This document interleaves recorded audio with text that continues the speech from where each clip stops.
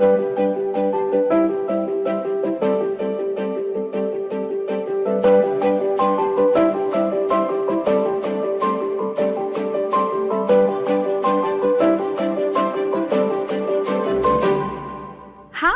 welcome to the Wycliffe Women of the Word podcast. I'm Jenn.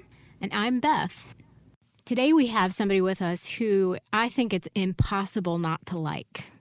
She's our friend Ellie Holcomb, and she is a singer and a songwriter and an author now as well. Some of her songs that have gotten some radio play are The Broken Beautiful and Red Sea Road. And she also has two really just cute kids' books called Who Sang the First Song and Don't Forget to Remember. We are super excited to have her with us today. Why for you is authentic community worth that work and the risk of opening yourself up to other people? Yeah, that's such a great question. Yeah, because it is hard. As it turns out, we're all humans. And we all have lies that we believe, and whether we intend to or not, I think we end up hurting each other sometimes or comparing ourselves to one another. And I think authentic community has started for me, I guess, I feel like I'm about a decade in now. So I spent most of my life not in authentic community because I hate conflict. I'm a 7 on the Enneagram. I don't like anything that's painful or hard, and so I'm pretty good at avoiding it, honestly. And so spent a lot of my life avoiding hard conversations, and so therefore didn't really have any real authentic relationships because when anything got hard, I would just either distract or kind of distance myself from that hard conversation. And so I, started with my counselor. She repeated that beautiful truth that Jesus gives to all of us, that where there's truth, there's freedom. And so, and then Jesus has this beautiful balance of both truth and grace. And so as I've learned to be honest with first myself and then God and then the other people in my life, to learn how to navigate conflict and hard things that happen, which they inevitably do in every relationship at some point or another. It has been, it felt like dying at first, not living, to just acknowledge, to even acknowledge need or pain, like to say, hey, when you said this, it really hurt me. That felt like so foreign. Or to even acknowledge, like, hey, I think I might have said something that hurt you, and I just want to say I'm so sorry. That felt like the hardest thing for me to do. But what happened as I began showing up in an authentic way and walking in truth with my people, starting with my husband and then really spilling out to this small group of women even, and then to my family relationships, I began experiencing the wonderful gift of being truly known and then really seeing the mirror image of what Jesus does for all of us is he truly knows us and he truly loves us anyway. Even when we make mistakes, even when things are hard, he's not scared by that. And so as I've begun to show up in an authentic way, whether that's saying, hey, when you said this, I don't know if you intended to, but that really hurt me. Or to say, like, hey, I think I might have hurt you, and I'm really sorry. I made a mistake. I didn't do that well. I need a do-over. It feels like the gospel flushing itself out through every relationship. And even though it's been really hard, I think it has been the way that I've known the power of the gospel more than almost any way, is to see Jesus show up in the middle of hard relational things, and he does. it's not easy, but it is so worth it. And I think at the end of the day, when you walk through those hard conversations where you say, hey, this really hurt me, when you show up in vulnerability, it gives other people the chance to be vulnerable too. Yeah. And then at the end of the day, you have this beautiful relationship where everybody is more known and where everybody's experienced grace in a more powerful way. And so it has just been like the most beautiful thing, and it's what God intended for us, is to be known and to be seen. And to walk in forgiveness and reconciliation with each other. That's the ministry that he gives us. And it is hard freaking work.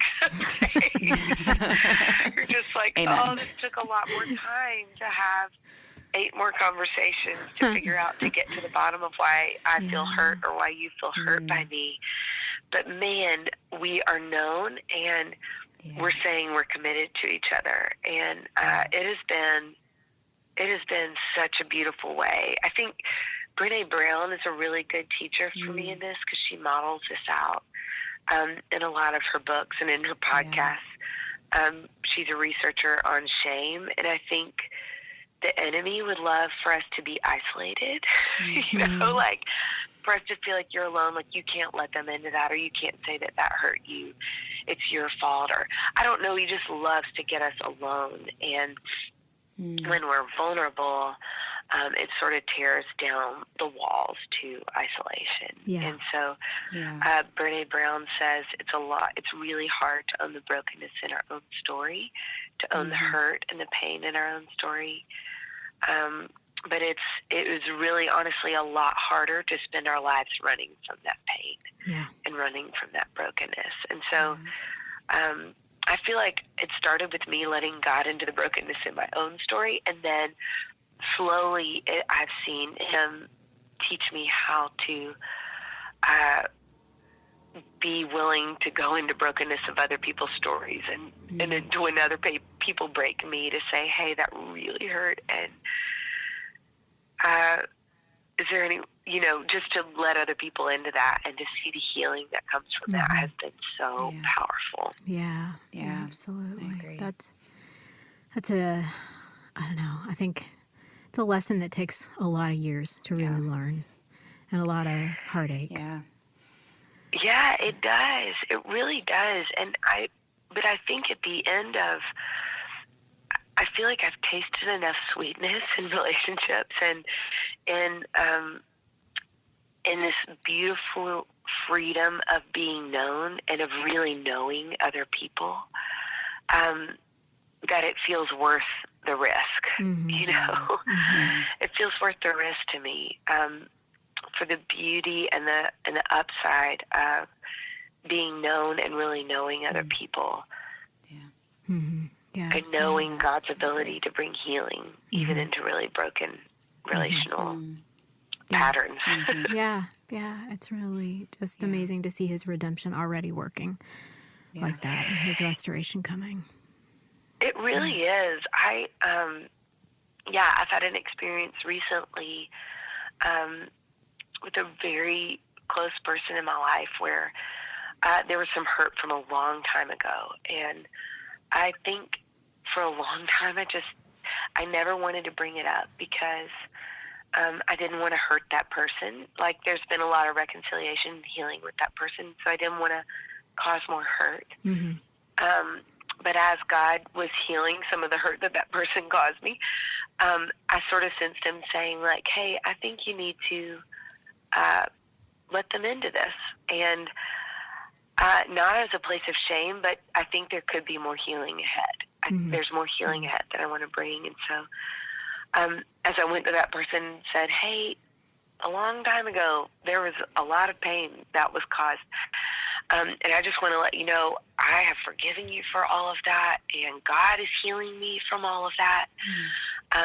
But I don't want any of our relationship to be hindered by that past pain. And so I wanted to just let you into this process of healing that God's brought into my life. And it was the most powerful thing, because it was such a hard conversation, but they just listened, and we wept together, And then we both were just asking God for a better way forward. Like, how can we love each other better? How can we be more intentional as we go forward? And so even though that conversation was scary, I feel like I am seeing the fruit of the hard work of authenticity. And we are in this really sweet place of knowing each other and really having more intentional, more flourishing in our relationship than we've ever seen before. I think because I let them into that painful place. And that is what God is in the business of doing, is rewriting our broken stories. And so I'm so grateful that I've had the opportunity to see him do that over and over again. And I think that's why, at the end of the day, I think it's worth the risk, is because I've seen him bring healing and reconciliation and redemption to the places where I've been authentic and vulnerable in my life. Yeah. Well, hey, I know you've got to run here in a minute, so I will ask you our final question that we like to ask. Soul dessert. First, what's your favorite dessert? A hot chocolate chip cookie Ooh. with some ice cream. If it's homemade, all the better. Yum. But I usually don't have time to make ice cream. Yes. Okay. So what? But that hot kind of brownie or cookie with the ice cream combo is my favorite. I'm with you. Yeah. So when you think about that hot chocolate chip cookie, what scripture is like that to your soul right now? Oh my goodness. Well, I've been memorizing a verse with my little girl lately. We just have these little scripture cards that we have up in our house. And we've been working on 2 Timothy 1:7. For God has not given us a spirit of fear, but of power and of love and of a sound mind. And as somebody who is a worrier and who can be prone to fear on a lot of days, this scripture has felt like dessert for me and for my little girl too. And she just actually read it to me yesterday.